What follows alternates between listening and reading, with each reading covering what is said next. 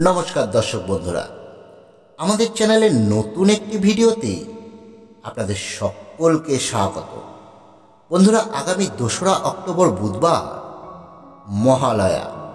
এই মহালয়ার দিন হতে চলেছে এবছরে দ্বিতীয় সূর্যগ্রহণ। এই সূর্যগ্রহণ মূলত বলয়গ্রাস সূর্যগ্রহণ। আজ আমরা আমাদের এই ভিডিওতে এই 2রা অক্টোবর সূর্যগ্রহণের সময়সূচি সম্পর্কে বিস্তারিতভাবে জানব। সঙ্গে জানব এই গ্রহণে কি কি করণীয় রয়েছে এবং কি নিষেধ রয়েছে। এই গ্রহণ কোথায় কোথায় দৃশ্যমান হবে, ভারতীয় উপমহাদেশে এই গ্রহণে কি প্রভাব পড়তে চলেছে। সঙ্গে জানব এই গ্রহণের সময় ভগবানের পুজো অর্চনা আদৌ কি করা যায়, এ সম্বন্ধে শাস্ত্রীয় ব্যাখ্যা কি রয়েছে। সঙ্গে থাকুন আমাদের। এই ভিডিওটি একদম প্রথম থেকে শেষ পর্যন্ত স্কিপ না করে দেখুন।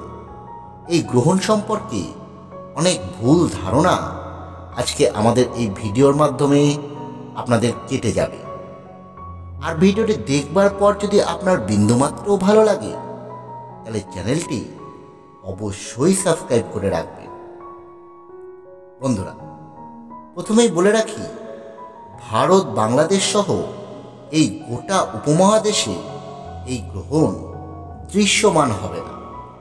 এই গ্রহণ দৃশ্যমান হবে হাওয়াই, দক্ষিণ আমেরিকা মহাদেশে বেশ কিছু দেশে, যেমন Argentina, Chile, Peru, Bolivia, Uruguay, Paraguay, Brazil এবং নিউজিল্যান্ডের উত্তরাংশে।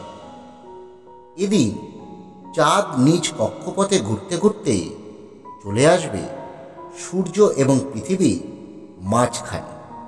ফলে সূর্য, চন্দ্র এবং পৃথিবী একই সরলরেখায় অবস্থান করবে। তার জন্য পৃথিবী থেকে সূর্যের চারিদিকে একটি আংটির মতো বলয় দেখা যাবে। তাই এই গ্রহণের নাম বলয়গ্রাস সূর্যগ্রহণ। ভারতীয় সময় অনুসারে গ্রহণের স্পর্শ হল রাত্রি 9:13 এবং গ্রহণের সমাপ্তি হল রাত 3:17। এই গ্রহণের মধ্যকাল রাত 12:15। গ্রহণের স্থিতিকাল 6 ঘন্টা 4 মিনিট। এবার বলি, এই গ্রহণের সময় কি কি নিষেধ। গ্রহণের সময় রান্না করা বা খাবার গ্রহণ করা, মলমূত্র ত্যাগ করা, চুলদাড়ি কাটা এবং চুল আঁচড়ানো নিষেধ। ধারালো অস্ত্র বা সুচ, ব্লেড এগুলো ব্যবহার করা নিষেধ। পরনিন্দা, কটু কথা বলা নিষেধ।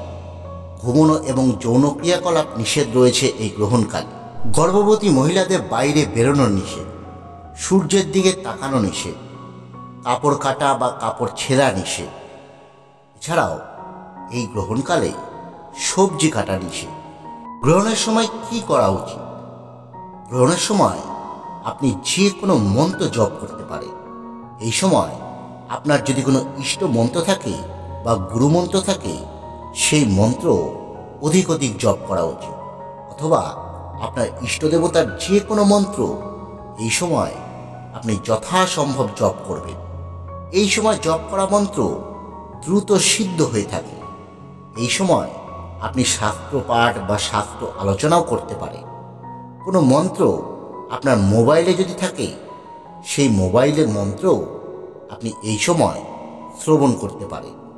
সূর্যগ্রহণ হোক বা চন্দ্রগ্রহণ হোক, শাস্ত্র বলছে গ্রহণ শেষে প্রত্যেকেরই স্নান করা উচিত।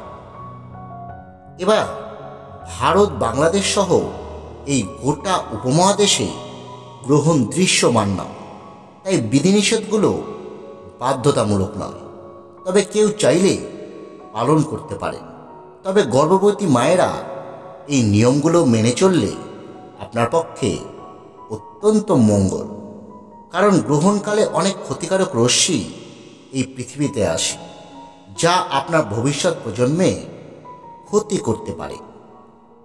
এখন প্রশ্ন হলো, গ্রহণের সময় কি ভগবানের পুজো অর্চনা করা যায়? এ ব্যাপারে শাস্ত্র কি বলছে, আসুন সে বিষয়টি এবার একটু আলোকপাত করি। এ ব্যাপারে বলি, গ্রহণের সময় আর 5টা দিনের মতো ভগবানের সেবা পূজা অথবা মন্ত্রজপ আপনি যথারীতি করতে পারেন। শাস্ত্রে এ সম্পর্কে কোথাও কোনো বিধিনিষেধ নেই। অনেকেই গ্রহণের সময় ভগবানের ছবি বা বিগ্রহ কাপড় দিয়ে ঢেকে রাখেন। তাদের বলি, এই রীতি একদম ভুল। বন্ধুরা, আমাদের দেওয়া তথ্য যদি আপনার বিন্দুমাত্র ভালো লাগে, তাহলে অন্যদের মধ্যে ভিডিওটি শেয়ার করুন এবং নিজে এই ভিডিওটি লাইক করুন। ধন্যবাদ। সকলে ভালো থাকবেন।